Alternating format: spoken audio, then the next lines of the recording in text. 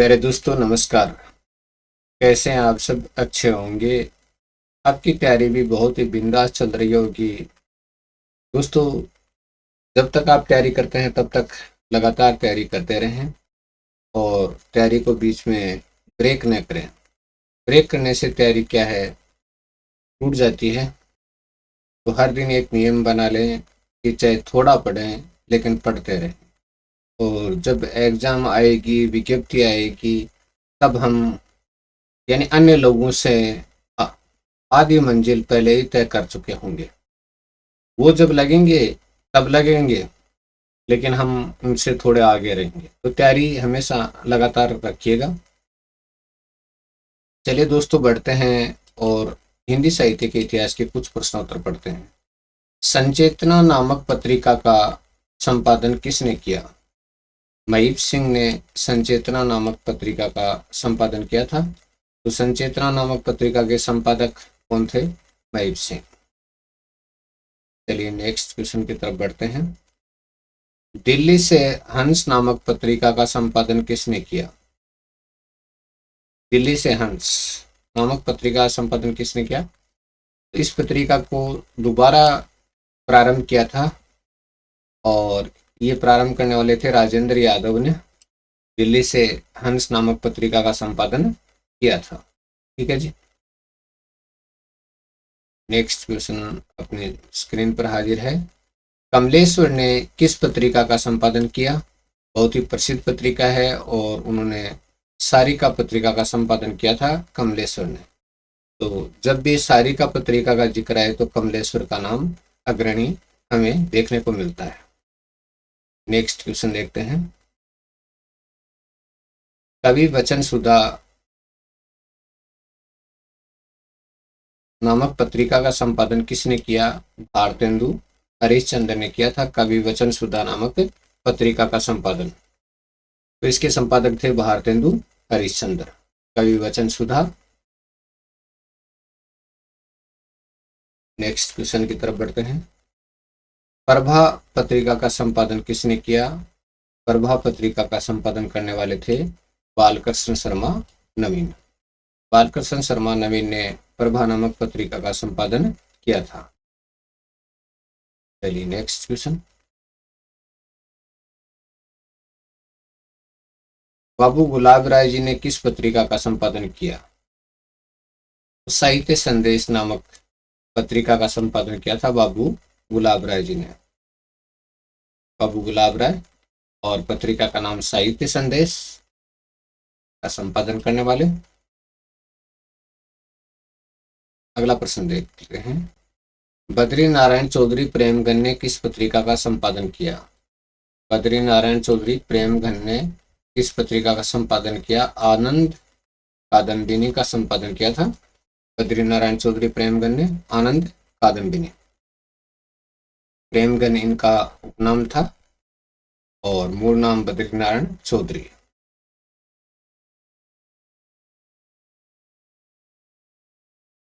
राजेंद्र अवस्थी ने किस पत्रिका का संपादन किया? राजेंद्र अवस्थी ने कादम्बिनी पत्रिका का संपादन किया था राजेंद्र अवस्थी ने।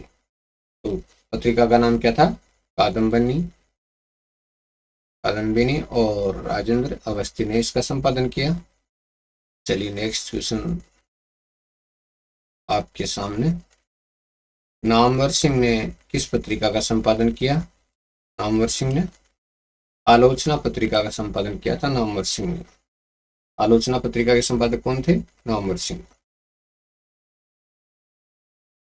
अगला क्वेश्चन अपना है। समीक्षा का संपादन किसने किया? समीक्षा का संपादन गोपाल राय ने समीक्षा नामक पत्रिका का संपादन किया था गोपाल राय। नेक्स्ट क्वेश्चन देखते हैं। देखें क्या अपने स्क्रीन पर हाजिर होता है। धर्मवीर भारती ने किस पत्रिका का संपादन किया? तो धर्मवीर भारती ने धर्मयुग का संपादन किया था। धर्मवीर भारती ने धर्मयुग का संपादन किया। और विद्यार्थियों में नाटक कौशल का विकास किससे किया जाता है? एक प्रश्न है। विद्यार्थियों में नाटक कौशल का विकास किससे किया जाता है? अगला प्रश्न। और ये किया जाता है नाट्य विधि से। नाटक कौशल का विकास किससे किया जाता है? नाट्य विधि से किया जाता है नाटक कौशल का विकास। चलिए नेक्स्ट, नाट्य विधि की प्रमुख विशेषता क्या है? नाट्य विधि की प्रमुख विशेषता, तो नाट्य विधि की प्रमुख विशेषता है अभिनेता। अभिनेता है वो नाट्य विधि की प्रमुख क्या है? विशेषता है। हिंदी शिक्षण विधि है ये। नाट्य विधि में कक्षा अभिनय किसके द्वारा किया जाता है? नाट्य विधि में कक्षा अभिनय किसके द्वारा किया जाता है? अध्यापक द्वारा और बालकों द्वारा, दोनों द्वारा किया जाता है। नाट्य विधि में कक्षा अभिनय वो अध्यापक भी करता है और बालक भी करते हैं। चलिए नेक्स्ट क्वेश्चन देखते हैं। इस विधि में संपूर्ण नाटक को उचित भाव भंगिमा के साथ पढ़ाया जाता है, यानी संपूर्ण हाव भाव के साथ पढ़ाया जाता है, तो ये है नाट्य विधि।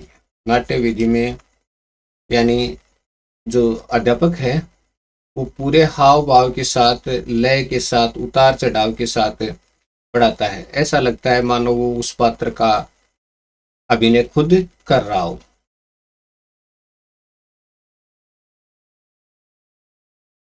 नाटक विधि किस प्रकार की है? नाटक विधि है वो किस प्रकार की है नाटक विधि? तो ये शिक्षक प्रधान है। शिक्षक प्रधान विधि है नाटक विधि। ठीक है ना? नाटक विधि में, नाटक विधि का प्रयोग किन कक्षा में किया जाता है? नाटक विधि का प्रयोग किन कक्षा में किया जाता है? प्राथमिक और पूर्व प्राथमिक स्तर के लिए किया जाता है नाटक विधि का प्रयोग। प्राथमिक और पूर्व प्राथमिक स्तर के विद्यार्थियों के लिए नाट्य विधि का प्रयोग किया जाता है।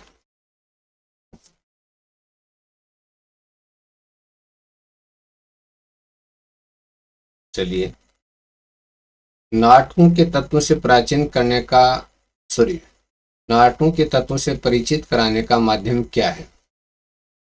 नाटक के तत्वों से परिचित कराने का माध्यम क्या है? बालकों से अभिनय करवाना। हम जब बालकों से अभिनय करवाते हैं तो उनको भी नाटक के तत्व से क्या होता है? परिचित करना होता है, या एक तरह से वो उनको परिचय मिलता है। तो एक बात देखिएगा कि नाटक में एक तत्व अलग होता है, वो होता है अभिनेता। बाकी तत्व लगभग समान से होते हैं, कथानक, दृश्य और संवाद, ये सारे लगभग समान से होते हैं, लेकिन अभिनेता नाटक का एक अलग तत्व होता है।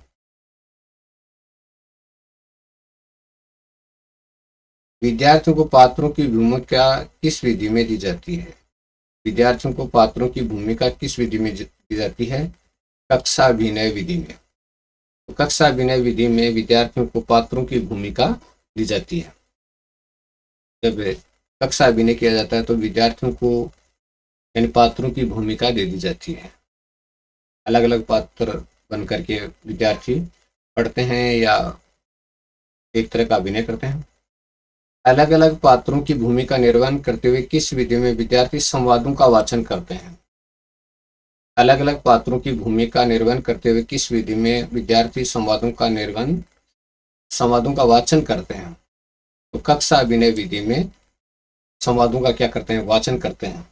जैसे कोई नाटक है तो अध्यापक है वो 5 विद्यार्थियों को खड़ा कर देता है, 5 पात्र हैं, और जिस जिससे का संवाद होता है वो 5 विद्यार्थी बोलते हैं और साथ में अभिनय भी करते हैं। अगला है, कौशल का विकास करने के लिए किस नाटक कौशल का विकास करने के लिए किस विधि का प्रयोग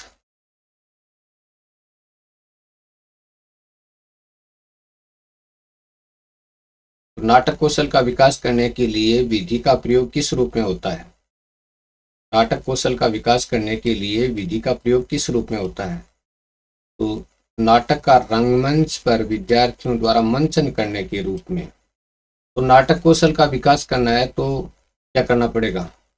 नाटक का रंगमंच पर विद्यार्थियों द्वारा मंचन करने से नाटक कौशल का क्या होगा? विकास होगा। जैसे 15 अगस्त, 26 जनवरी, वार्षिक उत्सव के समय विद्यार्थी नाटक का मंचन करते हैं। नाटक शिक्षण के लिए अर्थ कथन विधि में नाटक का मौखिक पाठन कौन करता है? नाटक शिक्षण के लिए अर्थकथन विधि में नाटक का मौखिक पाठन कौन करता है? देखिएगा, नाटक शिक्षण के लिए अर्थकथन विधि में नाटक का मौखिक पाठन कौन करता है? अध्यापक करता है। अर्थकथन विधि है, उसके अंदर नाटक का जो मौखिक पाठ करता है वो कौन करता है? अध्यापक करता है। चलिए, नाटक शिक्षण की कौन सी विधि में बालकों में नाटक कौशल का विकास नहीं हो पाता है? नाटक शिक्षण की कौन सी विधि में बालकों में नाटक कौशल का विकास नहीं हो पाता है? तो अर्थकथन विधि है, उसमें बालकों में नाटक का जो कौशल है उसका विकास नहीं हो पाता है। तो अर्थकथन विधि में सिर्फ अध्यापक की भूमिका होती है, तो बालकों में जो नाटक कौशल है उसका विकास नहीं हो पाता। चलिए अगला प्रश्न देखते हैं। ज्ञानार्जन का मुख्य साधन क्या है? ज्ञान अर्जन करने का मुख्य साधन क्या है? गद्य शिक्षण है वो ज्ञान अर्जन करने का मुख्य साधन है। तो ज्ञान को प्राप्त करने का मुख्य साधन क्या है? गद्य शिक्षण है। ठीक है जी। भाषा के तत्वों की जानकारी का सुगम तरीका कौन सा है? भाषा के तत्वों की अगर हमें जानकारी प्राप्त करनी है तो उसका सुगम तरीका कौन सा है? तो सुगम तरीका है गद्य शिक्षण। गद्य शिक्षण है जिसे भाषा के तत्वों की आसानी से जानकारी हो सकती है। कवियों की कसौटी किसको माना गया है? कवियों की कसौटी किसको माना गया है? गद्य शिक्षण को कवियों की कसौटी माना गया है। कवियों की कसौटी किसको माना गया है? गद्य शिक्षण को माना गया है। चलिए, गद्य शिक्षण के प्रमुख उद्देश्यों को बताइए। गद्य शिक्षण के प्रमुख उद्देश्य कौन कौन से हैं? तो गद्य शिक्षण के प्रमुख उद्देश्य हैं शब्दों का प्रभावशाली प्रयोग, एक गद्य शिक्षण का उद्देश्य है। दूसरा है शब्द भंडार की वृद्धि करना, ये भी गद्य शिक्षण का उद्देश्य है। दो आपके सामने नजर आ रहे हैं, शब्दों का प्रभावशाली प्रयोग, शब्द भंडार की वृद्धि करना, और उसके साथ ही व्याकरण सम्मत भाषा का प्रयोग करना भी गद्य शिक्षण का उद्देश्य है। ठीक है। सभाओं का उत्सव सभाओं का या उत्सव का प्रतिवेदन तैयार करना भी गद्य शिक्षण का उद्देश्य है। यानी सभा के लिए या उत्सव के लिए प्रतिवेदन तैयार करते हैं, वो भी गद्य शिक्षण का एक उद्देश्य है, होता है। लेखन सृजनात्मकता का मौलिकता का विकास, लेखन सृजनात्मकता और मौलिकता का, यानी लेखन की सृजनात्मकता है उसकी मौलिकता का विकास करना भी गद्य शिक्षण का उद्देश्य होता है। और लिपि के मानक रूप का व्यवहार करना भी गद्य शिक्षण का उद्देश्य होता है। लिपि के मानक रूप का व्यवहार करना, शब्दकोश को देखने की योग्यता का विस्तार करना भी गद्य शिक्षण का उद्देश्य होता है। ठीक है जी। अगला है विराम चिन्हों का सही प्रयोग करना भी गद्य शिक्षण का उद्देश्य है। शब्दों, मुहावरों और पदबंधों का उपयुक्त प्रयोग करना भी गद्य शिक्षण का उद्देश्य है। शब्दों का, मुहावरों का, पदबंधों का उपयुक्त प्रयोग करना गद्य शिक्षण का उद्देश्य है। उपयुक्त अनुच्छेदों को बांटकर लिखना भी गद्य शिक्षण का उद्देश्य है। यानी जो योग्य अनुच्छेद हैं उनको बांटकर लिखना भी क्या है? गद्य शिक्षण का उद्देश्य है। ठीक है जी। ये काफी उद्देश्य हैं, आप रोक करके आराम से भी देख सकते हैं या कॉपी पर लिखते जाइएगा। देखी हुई घटनाओं का वर्णन करना भी गद्य शिक्षण का उद्देश्य है। देखी हुई घटनाओं का वर्णन करना गद्य शिक्षण का उद्देश्य है। सार संक्षेपण करना भी गद्य शिक्षण का प्रमुख उद्देश्य माना जाता है। और भावार्थ लिखना भी गद्य शिक्षण का उद्देश्य है। ठीक है।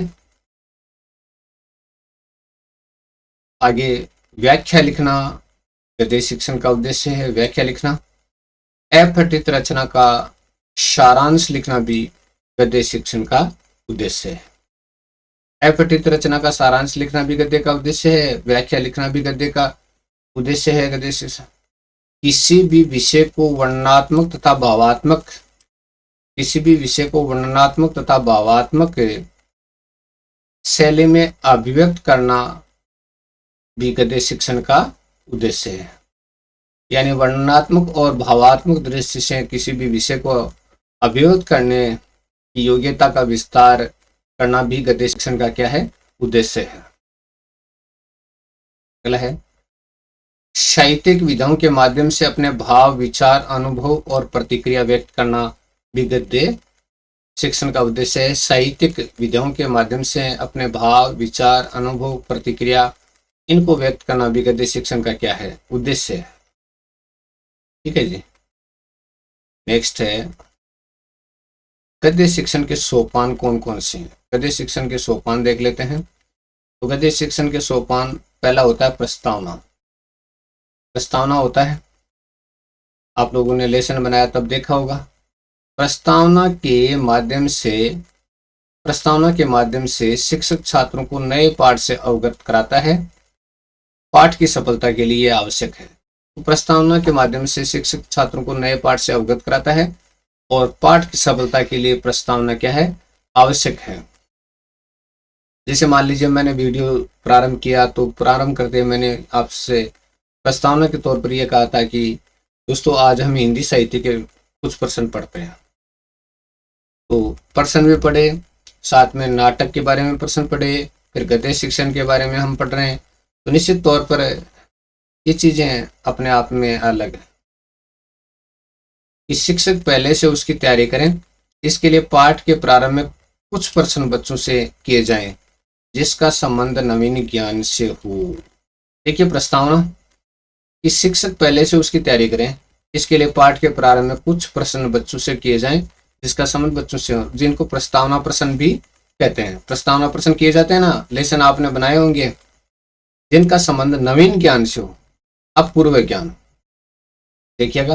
पूर्व ज्ञान के आधार पर ही मूल पाठ का प्रस्तुतिकरण किया जाता है कि बच्चे को पूर्व ज्ञान कितना है, उसके आधार पर ही मूल पाठ का प्रस्तुतिकरण किया जाता है, मूल पाठ को रखा जाता है। तो प्रस्तावना के बाद पूर्व ज्ञान पर भी बात होती है। ठीक है। शिक्षक को चाहिए कि मूल पाठ में आने से पूर्व छात्रों से उस विषय में उसकी जानकारी का पता लगा ले। तो शिक्षक के मूल पाठ पर आने से पहले उस विषय में विद्यार्थियों की जानकारी कितनी है, क्या जानते हैं, उसके बारे में कितना उनको नॉलेज है, इसके बारे में पहले उसको पता लगा लेना चाहिए। जबकि होता क्या है हकीकत में, आजकल अध्यापक जाता है सीधा क्लास में जाकर के और क्या कहता है, या तो किताब मांगता है, किताब मांग करके दे दनादन पढ़ाने लग जाता है। और वो स्पीड इस प्रकार की रखता है जैसे रेलगाड़ी की स्पीड से चल रहा हो, और कहता है कि पाठ हो गया जी। एक दिन में पूरा पाठ करके कहता है कि पाठ पूरा हो गया, चाहे समझ में आए या नहीं आए, चाहे प्रस्तावना का वो नाम ही नहीं लेता है। प्रस्तावना तब तक वो काम लेता है जब तक बीएड करता है और जब तक वो कंपटीशन की तैयारी करता है। क्लास में तैयारी करने के बाद, नौकरी लगने के बाद वो कभी प्रस्तावना बोर्ड पर लिखता ही नहीं है। कोई जांच करने आ जाए तब बात अलग है। पूर्व ज्ञान वो ऐसा कुछ करता ही नहीं है। तो निश्चित तौर पर पूर्व ज्ञान का पता लगाना जरूरी है, प्रस्तावना प्रश्न होने जरूरी हैं। तो शिक्षक को चाहिए कि मूल पाठ में आने से पूर्व छात्रों को से उस विषय में उनकी जानकारी का पता लगा ले। इसके लिए अध्यापक को छात्रों से कुछ प्रश्न पूछने चाहिए कि जाते ही पढ़ाने पर नहीं पिल पड़ना चाहिए। बच्चों से पहले पूर्व ज्ञान के लिए भी कुछ प्रश्न पूछने चाहिए कि बच्चों को कितना नॉलेज है, कितना ज्ञान है, पहले का कितना ज्ञान है उस विषय पर, और आगे वो क्या पढ़ाने जा रहा है, तब वो सही रूप में पढ़ा पाएगा। पूर्व में तो कोई ज्ञान है ही नहीं और अध्यापक पढ़ाने लग जाता है तो बच्चों को वो समझ में नहीं आएगा। तो अध्यापक उस विषय में जानकारी का पता लगा ले और बच्चों से कुछ प्रश्न करने चाहिए। पूर्व ज्ञान के आधार पर ही प्रस्तावना की सफलता, पूर्व ज्ञान के आधार पर ही सफलता की, यानी सफलता और असफलता निर्भर करती है कि हम जो प्रस्तावना रख रहे हैं वो कितनी सफल है, कितनी असफल है, ये पूर्व ज्ञान पर ही निर्भर करती है। यानी हम जो पढ़ाना चाहते हैं वो पूरे ज्ञान पर पूरा का पूरा निर्भर करता है। बच्चों को पूर्व में कोई नॉलेज नहीं होगा तो निश्चित तौर पर वो शिक्षण है वो अप्रभावी होगा। चलिए, उद्देश्य कथन। उद्देश्य कथन उद्देश्य कथन जैसे मैंने शुरुआत में कहा था कि आज हम पढ़ने जा रहे हैं। प्रस्तावना के प्रश्नों के द्वारा छात्रों को पाठ के उद्देश्य का आभास मिल जाता है। कि प्रस्तावना प्रश्न करते हैं ना, तो ही छात्रों को क्या है, पाठ के उद्देश्य का आभास मिल जाता है कि क्या पढ़ाया जाना है और पाठ का उद्देश्य क्या है, यानी क्यों पढ़ाया जा रहा है। फिर भी शिक्षक को नवीन पाठ के मुख्य उद्देश्य को स्पष्ट कर देना चाहिए। यानी मुख्य उद्देश्य क्या है कि इस पाठ को हम क्यों पढ़ाना चाहते हैं, इस पाठ से हम क्या जानकारी हासिल करना चाहते हैं, इस पाठ में क्या बताया गया है, इस कहानी में क्या बताया गया है, इस निबंध में क्या बताया गया है, या इस कविता में क्या बताया गया है। तो ये कविता तो हालांकि हम गद्य शिक्षण के बारे में पढ़ रहे हैं, तो ये चीजें हमें पूरे रूप से एक शिक्षक को क्लास में ध्यान में रखनी चाहिए। भाई शिक्षक है वो तभी सच्चा शिक्षक होता है जब वो विद्यार्थियों से सीखता है। जो विद्यार्थियों से नहीं सीखता है वो शिक्षक मुश्किल से ठीक पढ़ा पाता है, क्योंकि एक तरह से क्या पढ़ाना है, किस रूप में पढ़ाना है, कैसे पढ़ाना है, इसका एक अंदाजा विद्यार्थियों के द्वारा ही मिलता है। भाई होशियार विद्यार्थी उनको उनके तरीके से पढ़ाया जाता है, कमजोर विद्यार्थी उनको उनके तरीके से पढ़ाया जाता है। तो ये चीजें गद्य शिक्षण के समय हमें ध्यान रखनी चाहिए। लेकिन बहुतायत देखने को ये आता है कि गद्य शिक्षण के समय या तो बहुत से अध्यापक ये कहते हैं खुद पढ़ लेना और आगे के प्रश्न उत्तर कुंजी शेरिया लगा करके पीछा छुड़ा लेते हैं। ये तरीका थोड़ा गलत है, क्योंकि मूल रूप में हर एक एक अक्षर का बच्चे को बोध होना चाहिए। लेकिन आमतौर पर देखने में आता है कि जल्दी कोर्स होना चाहिए, ये कोर्स का चक्कर है वो विशेष तौर से जारी रहता है। अब उसके बाद है प्रस्तुतिकरण। गद्य के पाठ प्राय लंबे होते हैं, तो आप जानते हैं कि गद्य के पाठ प्राय लंबे होते हैं, अतः उन्हें भाव और समानता के आधार पर 2 या 2 से अधिक भागों में विभाजित करना चाहिए। भाई एक ही दिन में पढ़ाने का प्रयास नहीं करना चाहिए, तो 2 या 2 से अधिक भागों में क्या कर लेना चाहिए, विभाजित कर लेना चाहिए। ठीक है ना। एक ही दिन में पर विभाजित करे कौन, यही तो है ना। अपने यहाँ तो यही है कि चलो भाई पाठ पूरा। उन्हें भाव में समानता के आधार पर 2 या 2 से अधिक भाग में विभाजित करना चाहिए। उद्देश्य कथन जैसे समाप्त हो वैसे पाठ को कक्षा में प्रस्तुत करना चाहिए। तो उद्देश्य कथन जैसे समाप्त हो जाए पाठ को कक्षा में प्रस्तुत करना चाहिए। किसी भी नए पाठ को कई तरीकों से प्रस्तुत किया जाता है। तो नया पाठ है उसको प्रस्तुत करने का तरीका भी क्या होता है, हर पाठ का अलग अलग होता है, नवीन तरीके से प्रस्तुत किया जाता है।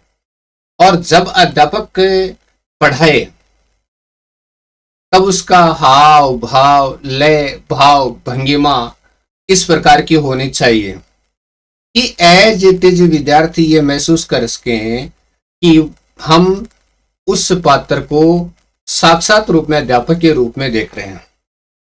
यानी उसी के अनुसार आवाज का उतार चढ़ाव होना चाहिए, उसके चेहरे का हाव भाव होना चाहिए, हाथों की भंगिमा होनी चाहिए, और जो साथ ही साथ विद्यार्थियों को ऐसा लगना चाहिए कि अध्यापक के चेहरे के भाव उतार चढ़ाव के साथ बदल रहे हैं, उसकी आवाज भी क्या है, बदल रही है। अगर जोश का पाठ है और रोने वाली आवाज में अध्यापक पढ़ा रहा है तो वो पाठ कभी आनंददायक नहीं होगा। और दुख या एक से दुखी करने वाला पाठ है और अध्यापक उसको बड़े जोश के साथ पढ़ा रहा है तो निश्चित तौर पर वो उतना प्रभावी नहीं होगा। यानी हर चीज का एक तारतम्य होता है और आप पूरे अध्यापक एक अच्छा अभिनेता भी होता है। वो जितना अच्छा अभिनय कर सकता है उतना ही अच्छा पढ़ाने का कौशल उसमें विकसित हो सकता है। तो ठीक है, तो जैसे ही समाप्त हो वैसे पाठ को कक्षा में प्रस्तुत करना चाहिए। किसी भी नए पाठ को कई तरीकों से पढ़ाया जा सकता है। वैसे दोस्तों ऑनलाइन कक्षा में तो आपको मेरे कोई भी हाव भाव देखने को नहीं मिलते हैं, कोई भी हाव भाव, क्योंकि मैं सामने नहीं आता। अन्यथा मेरी क्लास में जब भी मैं पढ़ाता हूँ हमेशा बच्चे मुस्कुराते हुए, हंसते हुए, इंजॉय करते हुए पढ़ते हैं, बहुत इंजॉय करते हुए हंसते रहते हैं, और कम से कम हंसी के ठहाके तो लगते ही रहते हैं। क्योंकि एक तरह से ये देखा जाए तो बच्चे खुश तो दिमाग खुश, और दिमाग खुश तो उसकी मेमोरी शार्प होती है, और वो उनके दिमाग में यानी समाहित होता जाता है, उनका ध्यान बोरियत होकर के भटकता नहीं है। हाँ, शिक्षा के आदर्श पाठ के माध्यम से। अब आदर्श पाठ करता है जब, आदर्श पाठ जब किया जाता है तब देखिएगा बच्चे सबसे ज्यादा अट्रैक्टिव होते हैं शब्दों के अर्थ के द्वारा और मौन वाचन के द्वारा। दो चीजें होती हैं, शब्दों का अर्थ प्रकट करना और मौन वाचन करना। और अर्थ प्रकट कौन करता है? अध्यापक। मौन वाचन किसके द्वारा करवाया जाता है? बच्चों के द्वारा। आदर्श वाचन कौन करता है? अध्यापक। और आदर्श वाचन देखिए, शिक्षक को आदर्श वाचन द्वारा पाठ को प्रस्तुत करना चाहिए। तो शिक्षक जब आदर्श वाचन करके पाठ को प्रस्तुत करता है तब बच्चे उसके साथ साथ पढ़ते जाते हैं, और आदर्श वाचन जितना प्रभावी होगा उतना ही शिक्षण भी क्या होगा? प्रभावी होगा। आदर्श वाचन में निम्नलिखित बातों का ध्यान रखना चाहिए कि हम आदर्श वाचन कर रहे हैं तो निम्नलिखित बातों का क्या करना चाहिए? ध्यान रखना चाहिए। देखिएगा क्या क्या बातें हैं। भावों के अनुसार ही शिक्षक को अपने हाव भाव बनाने चाहिए। यानी जैसे भाव पाठ में आ रहे हैं वैसे ही भाव अध्यापक के होने चाहिए। लेकिन अध्यापक एक ही राग में या पड़ी राग में चल रहा है, एक तरह का मर्ची ऐसा गा रहा है, तो निश्चित तौर पर कोई भी विद्यार्थी प्रभावित नहीं होगा। यानी जब चालू किया तब से एक ही राग में चल रही है, और एक ही राग के द्वारा न उसके चेहरे में कोई परिवर्तन है, न उसकी गर्दन हिल रही है, न उसके हाथ हिल रहे हैं, न शरीर का कोई अंग हिल रहा है, बस सिर्फ मुंह से वो बोले जा रहा है, बोले जा रहा है, तो कोई भी प्रभाव पैदा नहीं होगा। निश्चित तौर पर जब अध्यापक पढ़ाता है तो उसके हाथ का संचालन, चेहरे का संचालन, एक तरह से भाव भंगिमा, आवाज, और उसके जो सिर का संचालन, सब क्या होता है? प्रभावी होता है। चलिए नेक्स्ट।